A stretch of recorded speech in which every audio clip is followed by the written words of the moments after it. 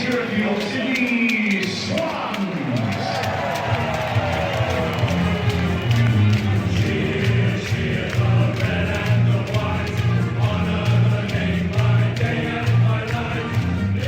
Welcome back to A Bevy of Bloods, a fan podcast of the Sydney Swans Football Club. So to all you loyal Swans out there, you just can't get enough of the red and the white.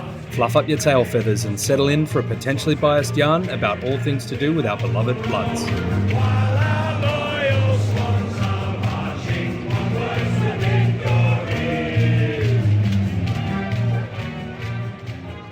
G'day there, Cygnets and Swanlings. Welcome back to A Bevy of Bloods. You're joined as always by the boys from Sydney. I'm Chris, and once again, this is Swan Superfan Sam. That's right, you this week unlucky loyal Swans fans. We'll speak about the unfortunate loss to Freo by the solitary point. Remember, if you like what you hear, give us a follow. All right, let's kick things off with a quick game recap. Last Saturday, in front of over 35,000 fantastic fans at the SCG, our Sydney Swans were defeated by the Fremantle Dockers by a single point, with a final score of 14-14-98 to 15-9-99. Right, Swan Superfan Sam, mate, how did you feel about the game? What was your first impressions? Look, obviously it was a super frustrating way for us to kind of come back in after a pretty horrible first half where I thought we were very lucky to only be 27 points down. Freo were clearly the better team. In the second half, we came out and we were the better team, but Freo just did enough damage in the first half and kicked accurately to stay ahead. So yeah, look, they deserved the win. Really, I mean, you know, we were close. We were so close, but I think that it's come at a good time. I've been saying for a while now I wouldn't mind us dropping a game. Because I think it's going to make it a lot clearer, the areas we need to improve in. That's a good way to say it. I mean, let's just get this straight off the bat. I think Logan's shot at goal right at the end there to not scoring a point at all, and so we didn't get the draw, and not scoring the goal so we get the win. But all in all, I don't think that's where we lost the game. And I've seen a few things around there in the traps, and I think it's pretty unfair to call it on him. Don't get me wrong, I would have loved for him to have that moment, but he's a young guy. He'll get it again, mate. I don't know how you feel about that. 100% agree. I think, he also was the one that kicked the goal just before to put us up, which was also under a lot of pressure. Obviously not as much as after the siren. Jules actually mentioned that no one went over to him as he was taking that kick. So it could have been really good for a leader to go over and just say, hey, mate, you know what? Just give it everything you got and try just get it through. And if it's a goal, it's a goal. If it's a point, it's a point. But just go for distance in a sense, and take that pressure off a little bit for him. But in saying that, I think it would be papering over the cracks because Freo, I think they did enough to win that game. And it's okay for us to drop one at the moment. No, mate, that's a good shout there. I think the whole scoring was a bit of an issue. I mean, their pressure was incredible. We can talk about that, I guess, first.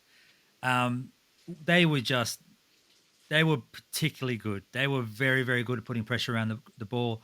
Like, we typically depend a lot on not necessarily scoring from the forwards, right? We depend a lot of scoring out of those mids. So this is the first time since like round 2, I think, against the Bombers, where the Swans have not registered a win. Sorry, not the Bombers. Who was it against? These, perhaps? Where would probably be Richmond, I'd say. Where since any of the mids probably didn't score a goal. So it's been some time, and I think that just goes to show how much we depend on those guys in the middle to be offensive in the football term anyway. Yeah, I'm not sure what game that is because Heaney kicked goals in the first many games, and Chad's been kicking goals. So, and Goulden kicks a few. But anyway, look, the mids were not on in general this game. I think they definitely had better second halves. But I'm talking the inside mids here. But Rowe's impact was significantly down from last week. Chad, I think that he had some moments that he'd look back on and want to have over. Errol was so quiet. Like I just really didn't notice Errol as much as you normally would. And Heaney, it seemed like he was battling hard, but clearly Fife just got the better of him. Yeah, totally. Fife was a bit of a beast. He looked on fire, and I think one of the things we mentioned in the preview is that we know that he's a great player and he's an incredible guy, and he looked like the bloke on mission where his job was to stop Heaney, the Brownlow favorite at this point, and he did exactly that. So I don't know. What do we take about this? What do we say about if the mids can be stopped? You stop all of the Swans' momentum. I mean, I think you could say that about most teams. To be fair, the mids is where the engine room is, and that's where a lot happens. How concerned are we out of this loss? What do we feel that there's a chink in the armor now? Not exactly. We still had 4 more scoring shots. We still won two quarters, drew one. We only lost the first quarter. So, like, not exactly. No, I wouldn't say that this was, as much as I just literally I don't want to contradict myself, as much as I just said Freo deserved this win. If we won it, then we would have deserved it as well. It's just that, they especially that first half, they just they were just got themselves in a really good position and managed to kick accurately. Really, I think that's one of the biggest differences in this game. Yeah, no, I feel that. If we were kicking more accurately, of course, I think we're looking at it before we started, right? We're actually relatively accurate, but it feels like it comes in waves, really. Like we're highly accurate for big periods of the game. We've spoken about this multiple times about how we keep that momentum going.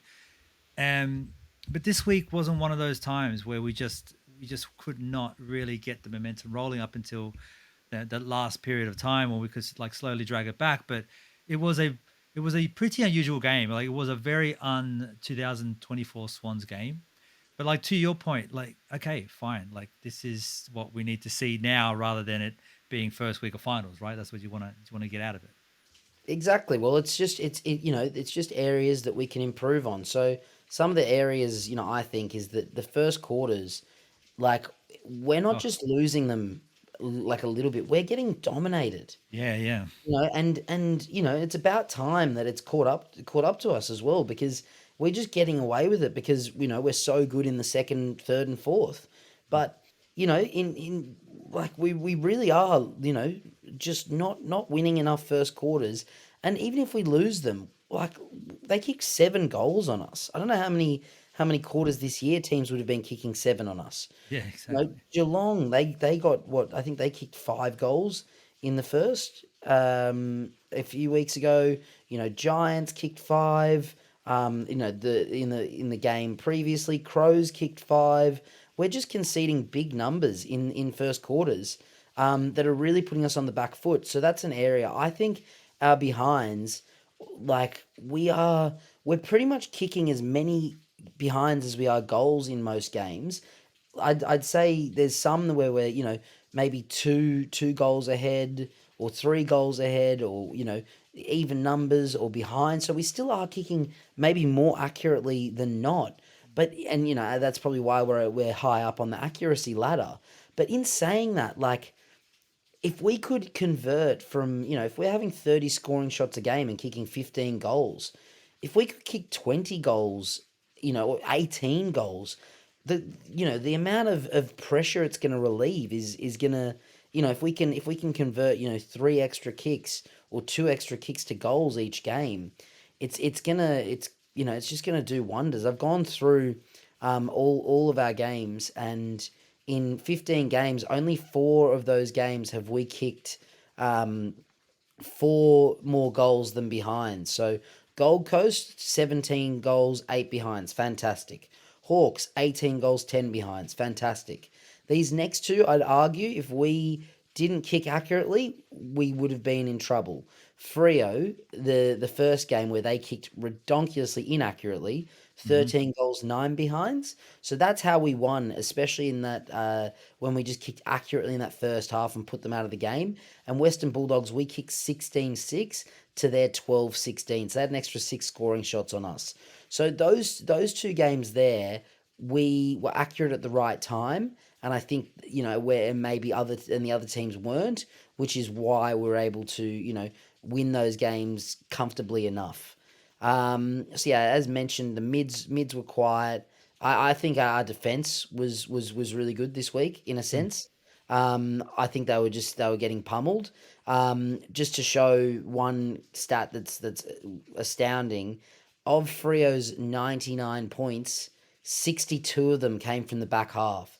Mm. So their transition game Superb. Yeah. was outrageous. Yeah. So that's not defense's fault if it's coming from the back half. No, and you saw that multiple times in the game where the ball was coming in at such speed. You didn't have guys like Melican and McCartan being able to even get close to their man, or really be able to put some pressure on or put some body on. I think they It was did just though. I too think they did quick. a really good job. They Like did a good job yeah. towards the end, but those first 7 goals were exactly what happened there. Like the But they, ball was coming in too I would quick. say in that second quarter they stopped a lot of goals. Like I can't be critical on our defense if 62 points are coming from the back half. No, no, That's no. I'm not being critical on the defense. I'm saying that the defense had no choice. They Mm, weren't. The ball was coming at such speed they couldn't get a body on their man yeah, because the ball was just coming in so fast that Melican, especially McCartan, he is a great aerialist. He's fantastic at it. You get him within a few feet of the ball in the air, he's gonna put a hand on it. Um, but in the first quarter, like the ball was coming at such speed, he was struggling to get through. And I was like that. You could see him looking up the ground, like going, "Where is the pressure?" There's like nothing going on. It's just sliding in. But that is, I mean, that's going to destroy any defense. I don't care how good you are. there was some goals as well that was slow though, where they just chipped. Mm, Like there was one in the first quarter where Chad, it was out on O'Reilly's side, so opposite members and ladies stand, and Chad was there, sort of kind of dawdling between players and sort of getting in space, but not with enough. I don't know, like no, with typical gusto, you think? yeah, No, no no, with that gusto. same That's exactly passion. what I'm looking for. Yeah, like Yeah, yeah, it was just going through the motions, and they just kept chipping it over him. Got a yeah. scoring shot and scored from it, and it was just one area where it just showed the mids were really off. Mm, Especially in that first half. I think their second halves obviously were a lot better, and that's how we got within 1 point. But mm, yeah, there was just situations where it was just chip kick. There was one goal they kicked where they're just chipping it around defense, got it in the middle of defense, kicked it in, got a mark inside 50, and it was just like, wow, what can you do about that? So yeah, our pressure was so bad, like just yeah, but I really think not as there. well they beat us in marks, they beat us in possessions, they smashed us in clearances. Their scoring accuracy was a lot better. So yeah, just overall they did a really good job. Mate, you raised it just before. Like they played a really good game against us in that first time we played against each other. Of course, that was the week after a loss to one of the ex-players. Day of, Chris, day of. Day of. So thank you. Oh yeah, yeah. The day of, it was told to everyone. That's right. So, but they played a great game, and we made note of it at the time. We're like, Frio was really good. If we didn't kick straight, And they did the kick game's on straight. It them. would have been a Yep. much closer game. And what happened this time? They kicked straight, and we weren't there. So maybe Frio's just has a little something, a little bit of knowledge that maybe some parts of the competition don't have. That we're going to have to work out what that is in order to be a bit stronger. And like you say, hey, for this to come now than later in the season. So, by all means, I think it's one of those things where we're kind of putting this to just a bad week. But yeah, mate, look, we've spoken about the Dockers movement and speed. We've spoken about their pressure. There was definitely some shining lights out there, though. It wasn't all doom and gloom, of course. It was a quite. We do see some really good things out there, mate. So the Bob Medal, our equivalent of the Bob Skilton 321 points going out there, which is question mark with a bunch of people messaging through for some clarifications. But mate, take it away. Who got the 3 points for this week? So this week was Blakey. So he had 32 disposals, best on ground by 6 disposals. 9 intercepts possessions, best on ground. 10 marks, best on ground, which is kind of crazy given Frio outmarked us. 755 meters gained, best on ground. 7 score involvements from half back. Best score involvements was 9, so he wasn't far off it. and 6 inside 50s again from halfback, which was second best on ground. He was clear best. He got 10 coaches' votes. Also kicked a fantastic goal. I guess the Swans' penultimate goal before Logan got us right back in it from a great goal assist from Chad. Chad had some good assists actually, but yeah, no, amazing game from the Lizard, and it doesn't show. I guess probably the meters game does, but he just was just run and gun. He was all over it. He's so dependable in that back line. You forget that he started his career as a forward A. Like he's just so natural out of there. But you can see that offensive run that he has. It makes just a massive difference when the mids aren't going and you see Heaney, you see Lizard heading up the line there, getting some momentum going forward, getting an inside 50. You just forget how much you depend on him when the game's not entirely going in your favor. He's just able to rebound quick. Guy is an absolute gun. I think he's not gotten 3 points too many times this year. Last year he was getting a fair few because the mids have been turning up so well. But like again, when you need him, he turns up. All right, 2 points goes out to Hayden McLean. Doss, mate, take it away with Doss. He's had an absolute screamer this week. Yeah, look, I think in the first half, he's a big reason that we weren't down by more. He had 5 contested marks to half time. I think the closest was one contested mark. So he was standing up and, standing up to be counted. He was fantastic. I guess throughout the game, he had 14 touches, 11 were contested. He won 5 hit-outs against, 2 genuine ruckmen from 13 contests. So, it's probably about a 40%, 40% win rate, which is very good for a backup ruckman against seasoned ruckman. 2 goals, so kicked accurately, 3 tackles, 6 score involvements from those 14. Finished with the 6 contested marks as well. He was colossal. Like he was so good, and I don't think the stats even do him justice as to how good he was. If Blakey didn't have such a good game, he would I would not have been hesitant to put him as 3 votes. He was fantastic. I think it takes with those big men, it does take them to just have like an all-rounder game to just he is so influential in the game in so many ways. Just he may not get all those numbers, right? He doesn't necessarily get the numbers, but the way he impacts the ball, the way he puts himself in the contest, the way he gets hands on it, he might not get the contested mark, but he'll get the ball to ground somehow by just crashing a pack. The guy is an absolute gun. He we're not going to say anything right now, but for any listeners out there, there's a little something coming on with Doss. With the bevy. So let's keep your ears out. It was keep your ears to the ground. Is that a term? Yeah, you can I'm say not good that. with You can these say things. that. Okay, cool. Yeah, Eyes on the horizon. There might be another phrase you could Oh, I use. like it. I like it. There you go. But yeah, keep your eyes out there, to the ground somehow, and we'll figure it out. All right, mate. Juzzy, your man Juzzy, both our guys Juzzy. We love Juzzy. The energy he brings to the ground. He does this every week. I think it's when the other players aren't quite doing their just absolute beast mode stuff. Juzzy is always doing his little thing. This week, he gets himself 1 point for the effort. Getting everywhere, running super, super hard. 9 score involvements from 20 touches, which was best on ground. Probably the busiest player I saw on the ground, mate. What did you see? Yeah, I think with his game, he's so important to our transition.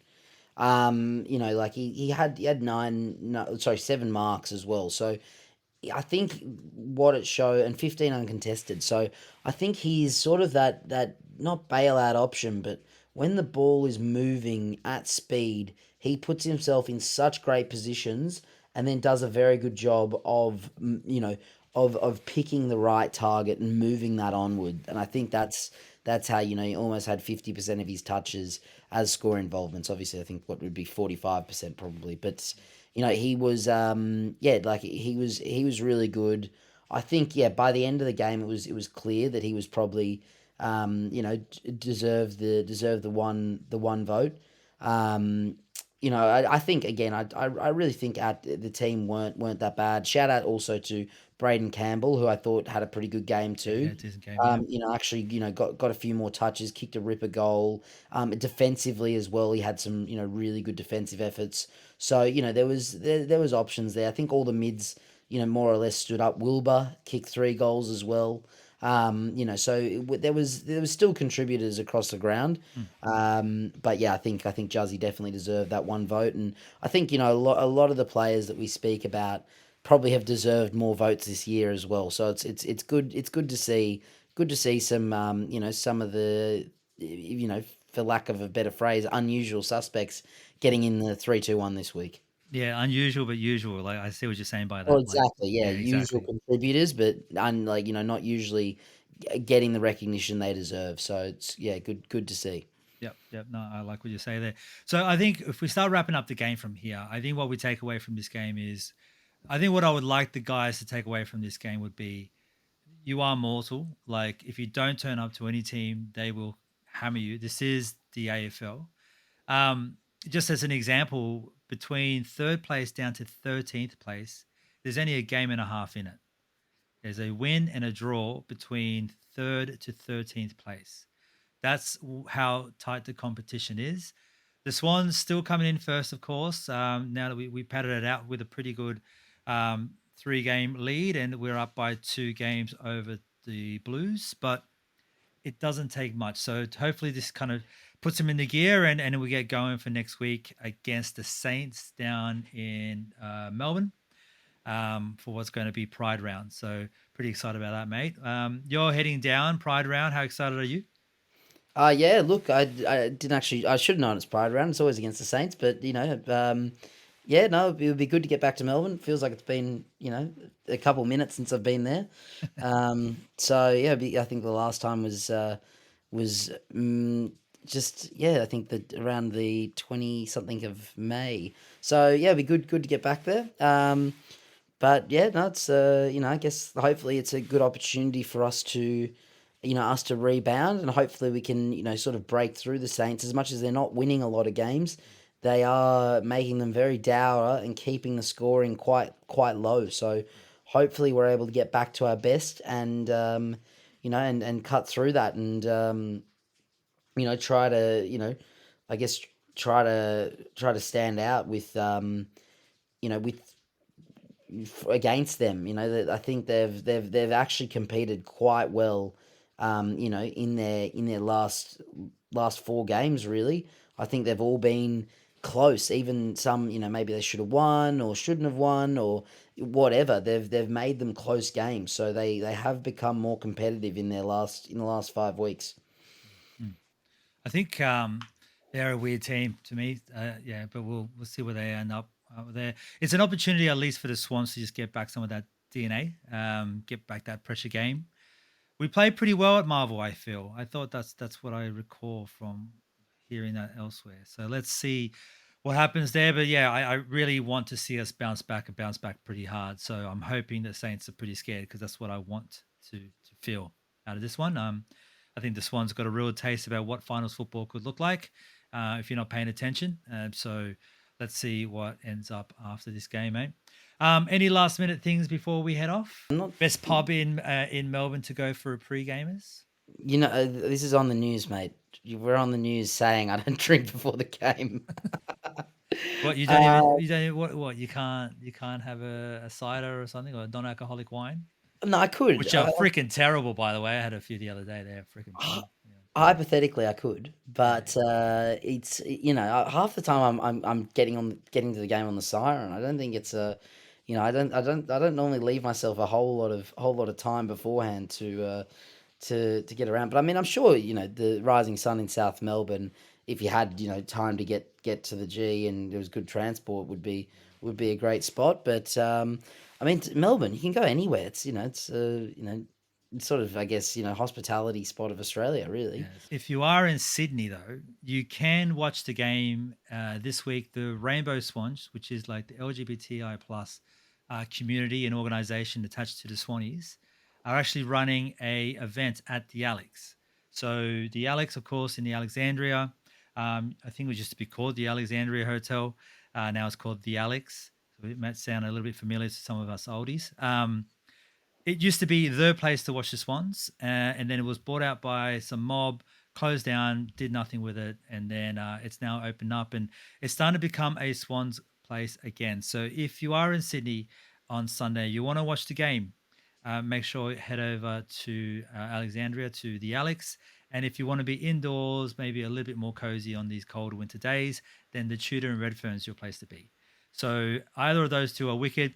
Chances are the bevy are going to be at the Alex with the Rainbow Swans, enjoying time with them. So if you're around, say hello, and let's have a beer together. We'll sort that all out. But mate, well, that brings us to the end of the episode. So thanks for listening to the end. If you made it this far, as always, just give us a like, give us a follow, do something, or ping us a message and tell us we did something wrong. That's always useful as well. Yeah, and look, keep an eye out for some more content during this week. Could be some pretty exciting stuff coming out. So let's see how we go. And obviously on game day, get down to the Alex with the bevy, potentially the rabble as well. Let's see who ends up down there. Yeah, And your halftime review, of course, mate, typically. of course. Yeah. If you see Swan Superfan Sam at the game, go say hello, and chances are you might get a cameo on the halftime review. But until then, up the Bloods, and can't you, Swanee?